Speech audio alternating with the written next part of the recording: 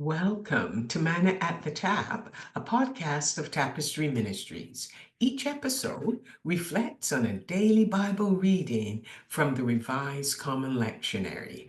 I'm Gloria, a fellow traveler on a spiritual journey with the Tapestry community, and we refer to the daily Bible reading as our spiritual manna, nourishing our souls and fostering growth as we share insights and interpretations that enrich our spiritual lives.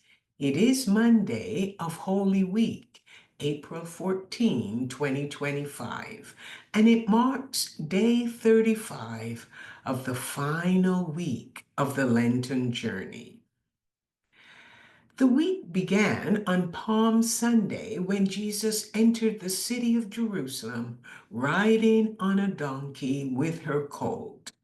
The crowd that had been following him along on his journey up to Jerusalem was joined by others who were already there in the city. They sang and shouted as they waved palm branches, throwing their coats on the ground to create a red carpet effect for the donkey to walk on. The crowd, filled with hope and anticipation, believed that Jesus, the unconventional rabbi who performed miracles, would liberate them from the tyranny of Roman rule. However, the influential religious leaders had a different plan. They sought his crucifixion, desiring to see him silenced forever. Jesus came to Jerusalem to fulfill all the Old Testament prophets had predicted. The Messiah would come and redeem humanity from their sins because of God's great love for them. The lectionary reading is Psalm 36, which uses beautiful poetic language to express God's absolute, steadfast, and faithful love for humanity. When the poet looked at the people around him, he saw they were me-centered. They lived by a code of deception and dishonesty without any sense of the sacred, and they failed to acknowledge the existence of God. They're wide awake at night, planning their next evil move when they should be sleeping. The poet then paints for us a portrait of God's steadfast love in verses 5 to 11, the lectionary reading for today.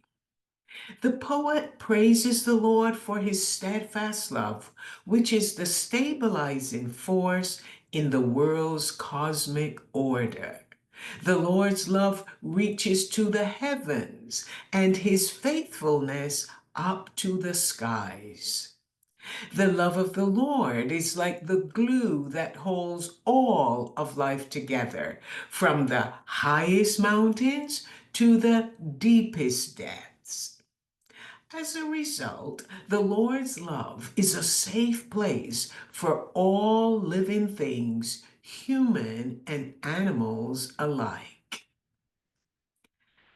The poet then calls us to imagine the Lord's love not as some distant abstraction, but as a place where a mother bird can shelter her chicks under her wings and provide for them in every possible way. This imagery is a powerful reminder to us of the depths of God's care. We are his beloved children. The Lord's unfailing love for us is priceless, and we are invited to take refuge there. And it's there we can find protection and a deep sense of security.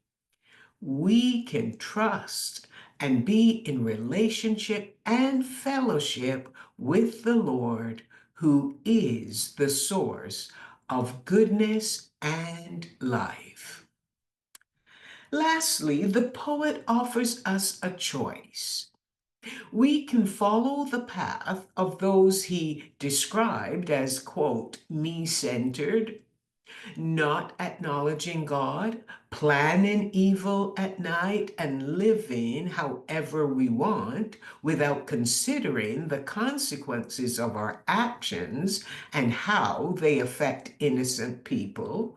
Or we can choose to come and live in a meaningful relationship and in fellowship with the Lord and others in the community of faith.